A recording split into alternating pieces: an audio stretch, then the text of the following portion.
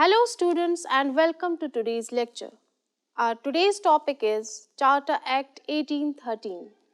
The objectives set for the present lecture are to understand the concept of Charter Act of 1813, to understand the status of Charter Act of 1813, to highlight its salient features, to know its impact on Indian education, and finally to understand importance of Charter Act of 1813.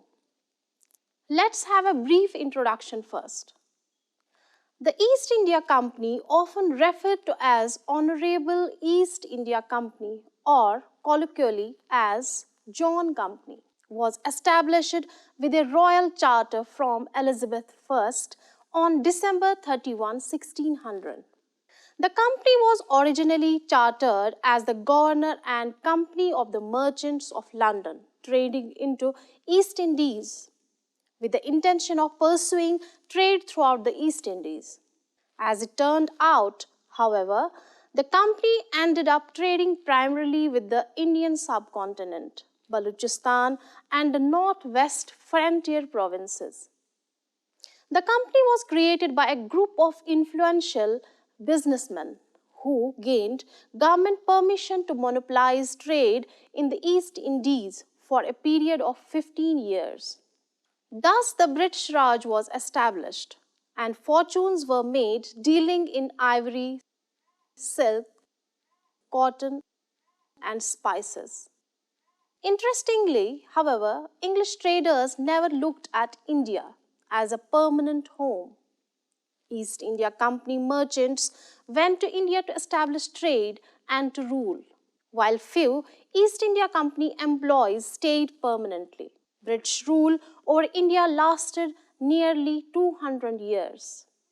As the British East India Company moved into the territory, they had to face a certain amount of foreign competition. The Dutch East India Company in particular had a tight hold on the Spice Islands. Thus, the British East India Company focused its attentions on Indian mainland. The first trading station was established in 1613 and by 1647 the company had 23 factories and 90 employees throughout the subcontinent. The company built forts throughout India and established its own private army, comprised of both British officers and native soldiers. Through this martial rule, it was easy for the company to collect profits. Lands could be seized, local rulers could easily be deposed, and taxes could be extracted from the general populace. It took a few decades before the East India Company really became profitable. However, once it did, it became a juggernaut, dominating both the business and political spheres. As the company's power grew, so did England's on the global scene. East India House in Leadenhall Street was the London headquarters of the East India Company. By 1813, when renewal of company's charter was due, there were elaborate discussions about the justifications of the commercial privileges enjoyed by the company.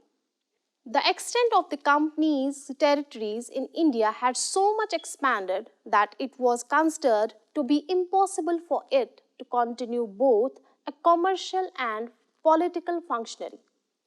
Englishmen demanded a share in the trade with India in the view of the new economic theories of laissez-faire and the continental system introduced by Napoleon. The Englishmen demanded the termination of the commercial monopoly of the company. The Act of 1813 renewed the charter of the East India Company for 20 years. The company was deprived of its monopoly trade with India, but she was to enjoy her monopoly of trade with China for 20 years. Trade was thrown open to all British subjects, the company retaining only its monopoly over tea and China trade. While offering the company's right to the territorial possession and revenues of India, the Act proclaimed the sovereignty of the Crown over them. The Indian administration was asked to maintain separate accounts for its commercial and political activities. The directors kept their right of patronage, but all important appointments were henceforth to be subject to the approval of the crown. The act marks the beginning of an ecclesiastical establishment in India, for missionaries were now permitted to settle in the country.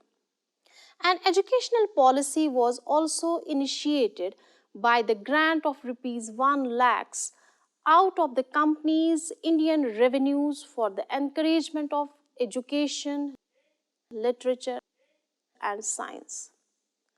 Local governments of India were given the right of levying taxes on their subjects and punishing those not paying them. In the mid 18th century, when Company Raj was gradually being established in the subcontinent, the difficulties of communication with England gave the company's servants a free hand in India to behave like their own masters. There was misinformation and lack of interest about Indian affairs in Britain. And as a result, before 1784, new policies were hardly ever initiated from London. But although the sub-imperialism of company's men on the spot had been an important motivating factor behind much of the territorial conquests in India, the relationship between the state and the company was much more complex than what was implied by the fact. Not only the company's existence depended on the renewal of the charter, but right from the 17th century, the company's servants in India acted on the concept of delegated sovereignty. And there were clear instructions on how to divide the booty between the company and the royal troops, if the latter participated in any joint campaign. The company had to depend on the successive governments in London for various matters, and the latter was ever ready to provide it in exchange for hefty subscriptions to the state exchequer.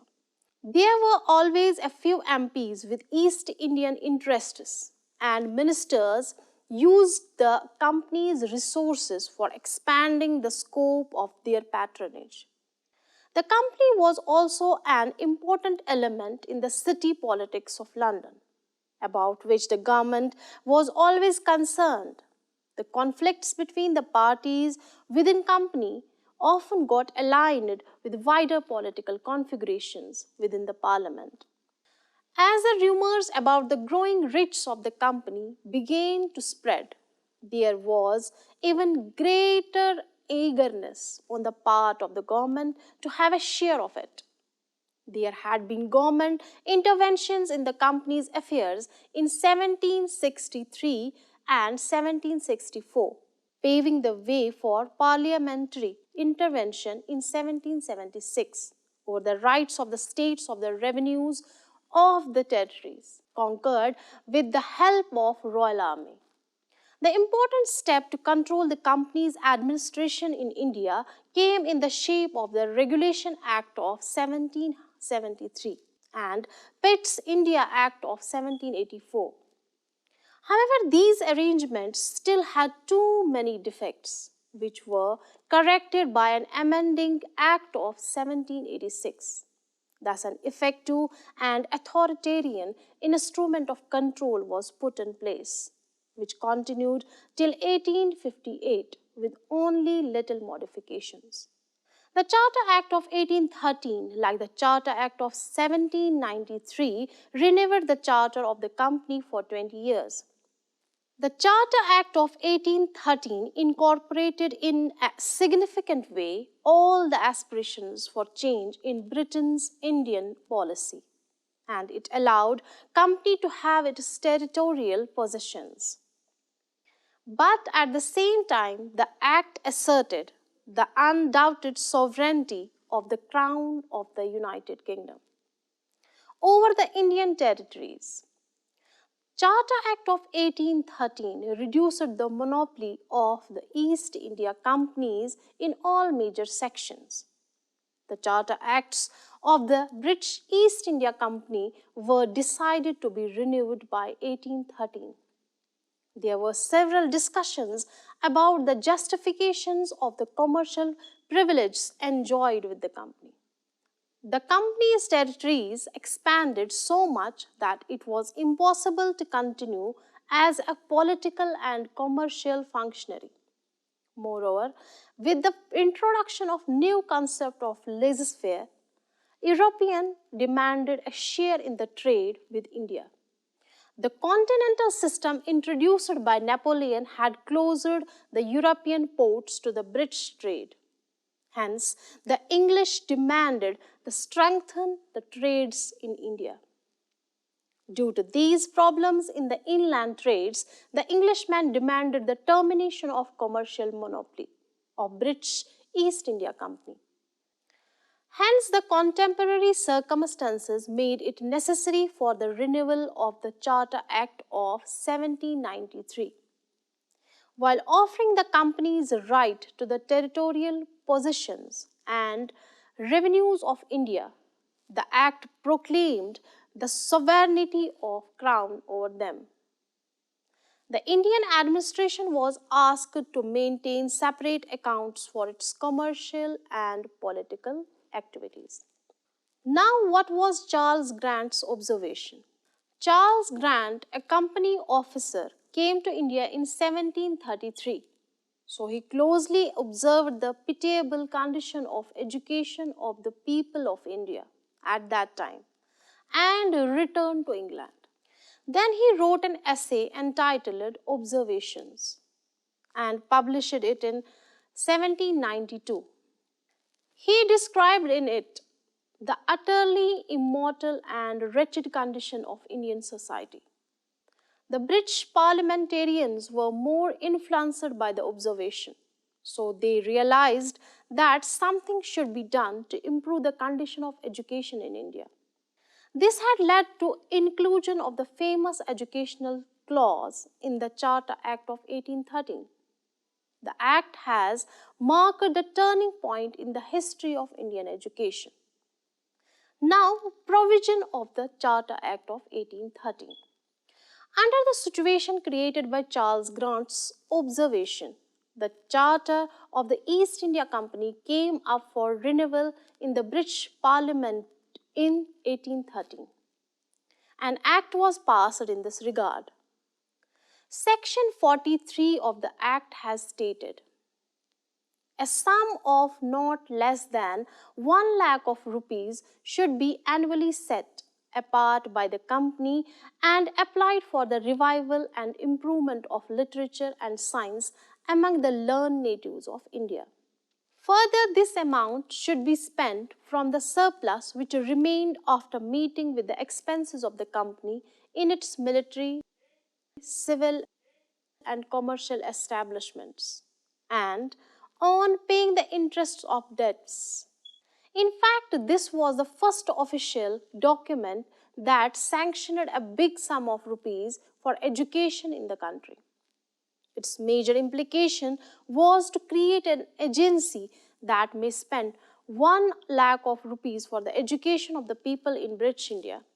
Thereafter, the education of Indian people became the official responsibility of the East India Company. The later development of the events on Indian education was mainly due to the provisions of this Act. So, the Charter Act of 1813 had created a new era of a British education in India. Now, importance of the Charter Act of 1813. The Act of 1813 appears to be historically a landmark on several points of consideration.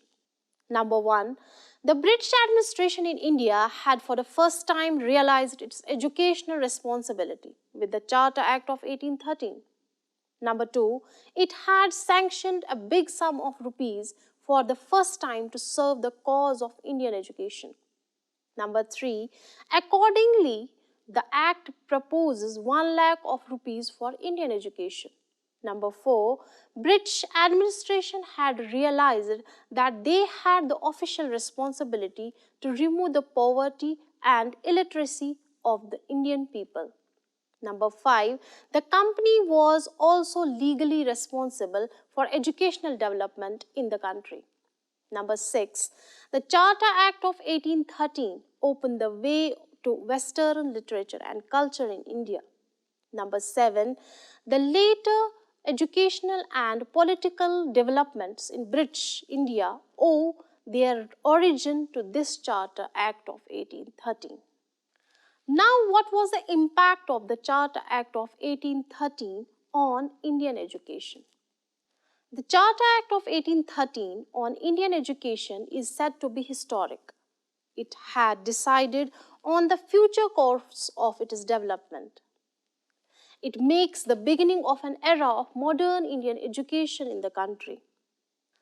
All the later educational developments in British India virtually originate from the provisions of the Act.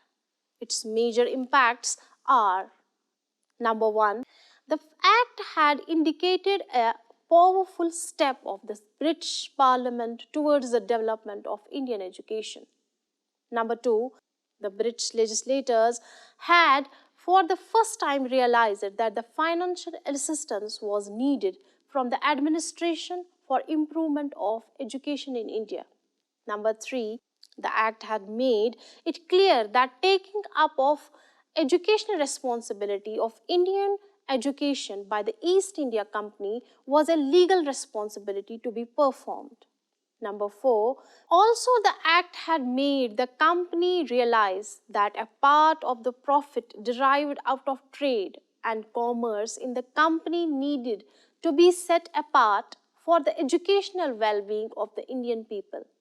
Number 5, the Act had legalized and virtually opened up the way for Western knowledge, literature and science to develop in this country.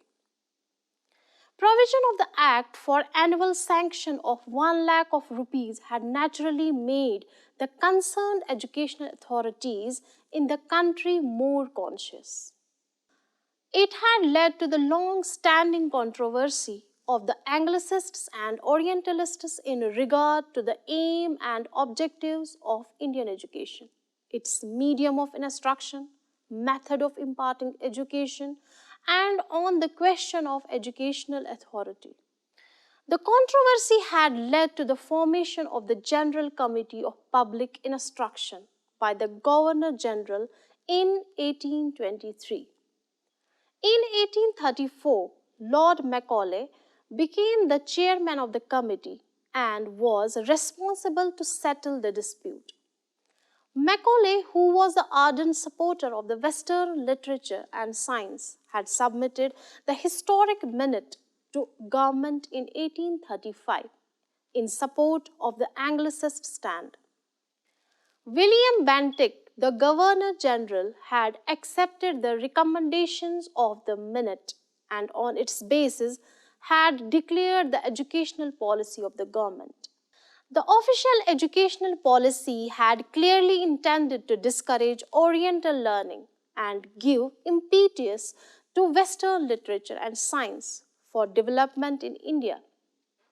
Lord Auckland, the Governor General, followed by Bentinck, had, however, slightly modified and liberalized the government policy. Thus, all these developments clearly show that the Charter Act of 1813 had marked the beginning of the reorientation and modernization of Indian education in the line of British system. A new era of educational administration and development had started throughout the country since then. Now, salient features of the Charter Act of 1813. Number 1, the Charter Act of 1813 ended the monopoly of the East India Company in India. However, the company's monopoly in trade with China and trade in tea was intact. Number 2, the Charter Act of 1813 for the first time explicitly defined the constitutional position of the British territories in India and asserted the Crown's sovereignty over British India. Number 3, Church was placed under a bishop, which was maintained from Indian revenue. Englishmen were granted permission to settle and hold land in India, to the missionaries for introducing useful knowledge and propagating religious and moral improvements, and to traders for their lawful purposes under a system of licenses. Number 4, Christian missionaries were allowed to come to British India and preach their religion, subject to obtain only a license either from a court of directors or the board of control. Number 5, this act regulated the company's territorial revenues and commercial profits and made it under the complete control of British Crown. Number 6, the company debt was to be reduced and dividend was fixed at the rate of 10.5% per annum. Number 7, the Act also empowered the local governments to impose taxes on the persons subject to the jurisdiction of the Supreme Court. There was also a provision that companies should invest rupees 1 lakh every year on the education of Indians. The significant part of the Charter Act of 1813 was the clause of providing for the sum of 1 lakh rupees annually for the development of literature and education in India. In this clause, the basic statement or condition of the British government was, it shall be lawful for the Governor General in Council to direct that out of any surplus which may remain of the rents, revenues and profits arising from the said territorial acquisition, after defraying the expenses of the military, civil and commercial establishments, and paying the interest of the debt in manner hereinafter provided, a sum of not less than 1 lakh of rupees each year shall be set apart for the revival and improvement of literature and encouragement of the learned natives of India, and for the introduction and promotion of a knowledge of the science among the inhabitants of the British territories in India. Thus, it was the clause in which the first time in Indian soil official money of rupees 1 lakh was allotted to expand the education of the Indians. This clause of Charter Act of 1813 compelled the East India Company to accept responsibility for the education of the Indian people. As a result, from 1813 to 1857, the company opened many schools and colleges under their control, which laid the foundation of English system of education in India. The Charter Act of 1813 was thus an important benchmark in the push towards the westernization of India. Now, dear students, let us conclude. The Charter Act of 1813 reduced the monopoly of East India companies in all major sections. The Charter Acts of the British East India Company were decided to be renewed by 1813. There were several discussions about the justifications of the commercial privileges enjoyed with the company. The company's territories expanded so much that it was impossible to continue as a political and commercial functionary. Moreover, with the introduction of the new concepts of the laissez-faire, Europeans demanded a share in the trades with India. The continental system introduced by Napoleon had closed the European ports to the British trade. Hence, the English demanded to strengthen the trades in India. Due to these problems in the inland trades, the Englishmen demanded the termination of commercial monopoly of the British East India Company. Hence, the contemporary circumstances made it necessary for the renewal of the Charter Act of 1793. With that, we come to the end of today's lecture. Hope you have understood and enjoyed it well. Thank you.